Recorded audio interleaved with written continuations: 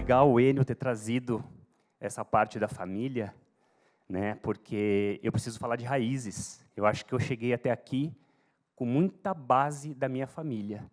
Então, sou casado há 15 anos, quase 16, tenho 2 filhos, um de 14, outra de 6, e toda a minha família estrutural, pais, mães, avós, todos muito unidos.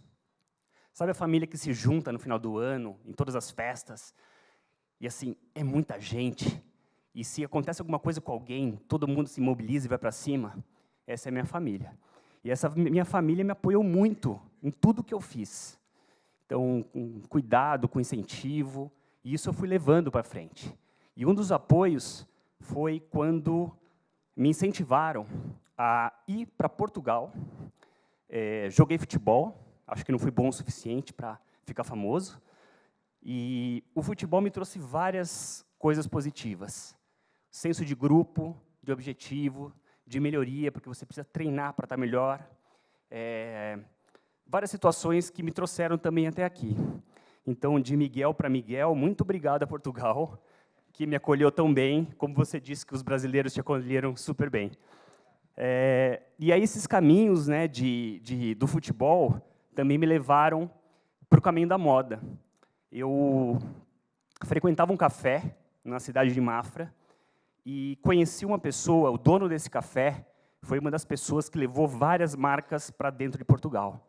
Armani, Calvin Klein, Levi's, um senhor que me ensinou tudo que eu sei hoje, do início, em relação à moda. E ele sempre falava para mim, nunca venda para o cliente o que ele não quer comprar.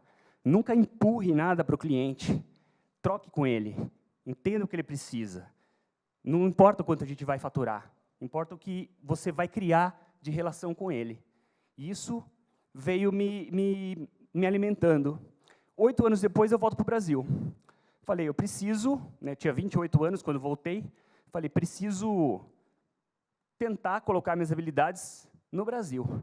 E aí apanhei um bocado no começo. Depois de um tempo, fui convidado por 2 franceses malucos para iniciar um projeto no Brasil, de uma marca sustentável, que eu nem sabia o que queria dizer, e até acho uma palavra bem vaga hoje, né, porque dão sentidos a ela completamente errados. E a propaganda, a mídia, as pessoas às vezes se vendem com essa palavra, que é fazendo que se faz essa palavra, é fazendo que dá sentido essa palavra.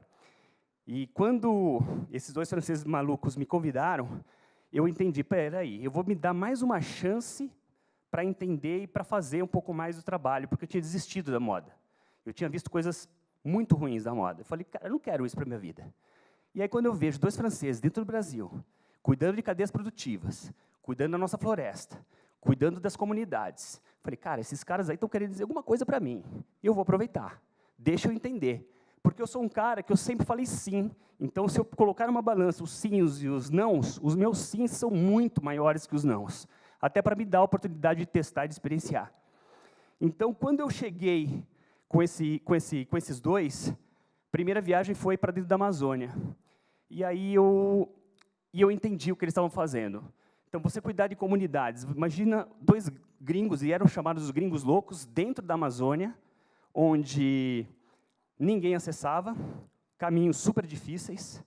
Você criar uma rede, primeiro, de confiança, relacionamento, e dizer para os caras, olha, eu vou pagar na sua borracha 3, 4, 5 vezes mais do que qualquer outra empresa paga. Vocês são loucos, isso aí não vai funcionar. Não faz sentido para mim, vocês querem me enganar. Não, vamos fazer junto. Como que a gente conseguiu fazer? Criando contratos de longo prazo. Dizendo para eles que eu não vou te comprar borracha agora e amanhã, tchau. Eu vou te comprar a borracha por 3, por 5 anos.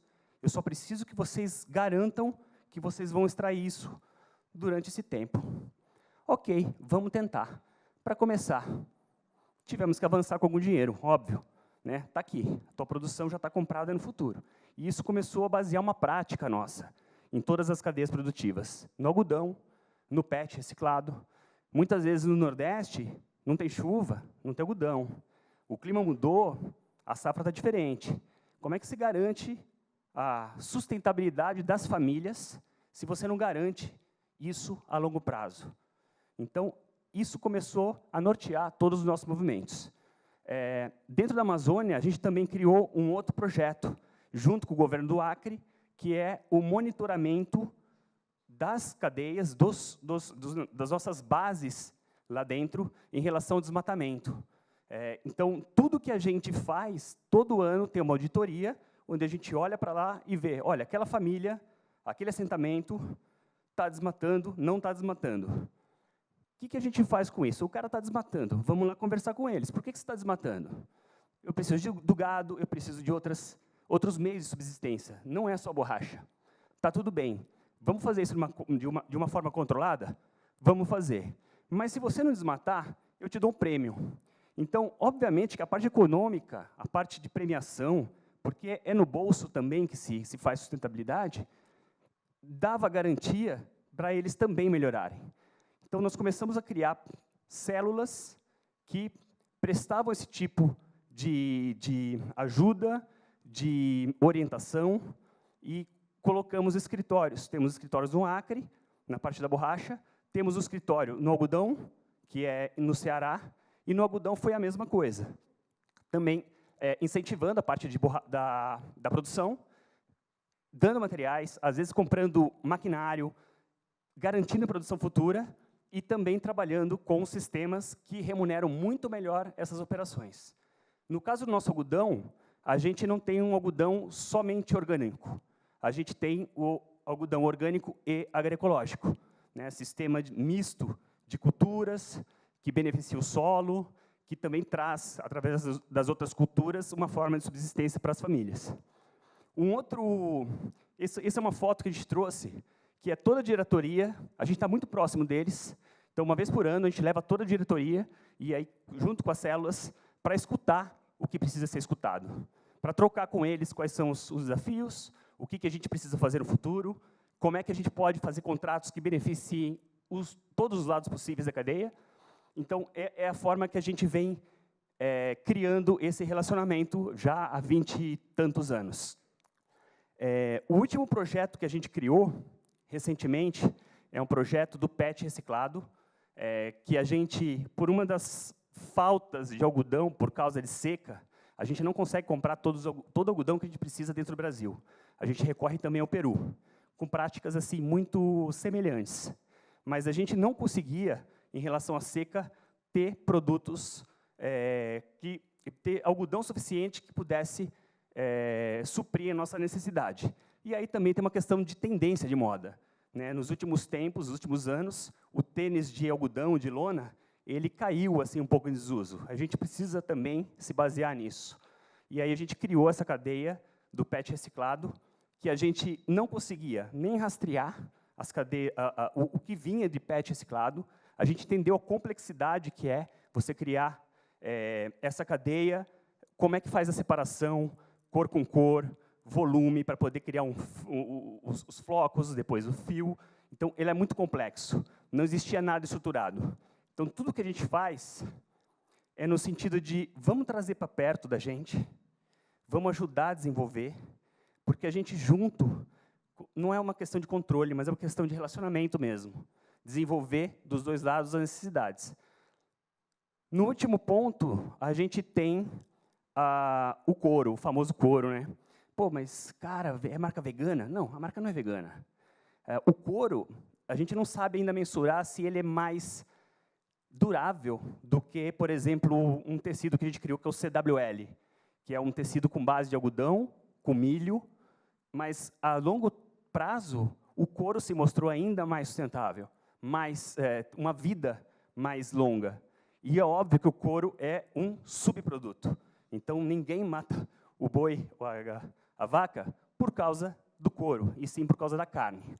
E aí, essa cadeia, para a gente, era muito nebulosa, porque muitos os bezerrinhos nascidos, criados inicialmente em várias regiões, onde a gente não conseguia rastrear. E, às vezes, eles eram engordados em e são até hoje, em vários pontos diferentes, até chegar no fim da vida do animal. Então, como é que a gente vai fazer isso? Vamos trazer realmente o couro rastreável.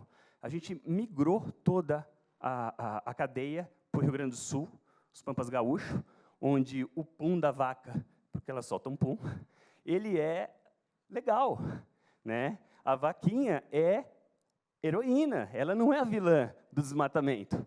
Então, a última fase da parte do nosso couro foi migrar toda a cadeia, rastrear desde o início para o Rio Grande do Sul. E, bom, pensando um pouco assim nesse ambiente, dentro do Brasilzão gigante que é, como trazer isso, né? As pegadas de carbono, transporte, isso é muito difícil. Todas as fábricas que a gente tem hoje são no Rio Grande do Sul, tem uma também no Nordeste, mas a gente encontrou as condições mais perfeitas no Brasil para poder produzir os tênis. Então, tudo que é produzido no mundo é produzido no Brasil.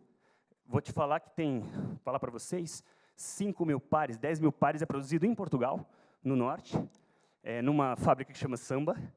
E porque a gente criou um projeto também de Made in Europe, Sold in Europe. Mas a grande maioria de tudo que tem de produção é Made in Brasil. Então, é muito orgulho assim, para a gente, e para os franceses, e para toda a cadeia, trabalhar com o país, ter pessoas assim multiculturais. Então, a gente tem todo tipo de gente. As nossas equipes são muito criativas por causa disso. E eu posso dizer assim, com muita...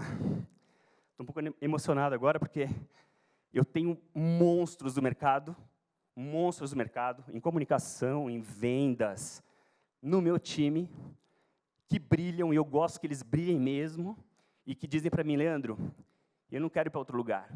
Se eu tiver que dar um passo além da moda, eu não vou para outra marca, cara, eu vou fazer outra coisa. Porque tudo que eu entendi, tudo que eu vi no mundo da moda até então, pressão, faturamento, meta, cara, não faz sentido.